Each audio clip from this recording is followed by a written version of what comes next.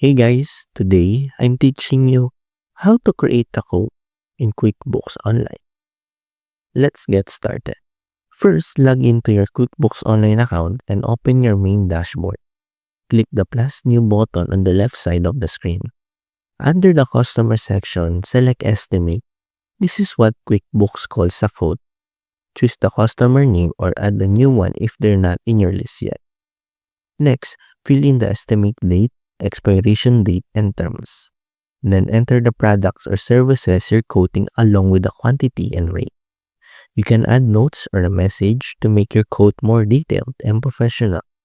Once done, click Save and Send to email it directly to your customer or save and close to keep it as a draft. You can always track or convert this quote into an invoice once the client approves it.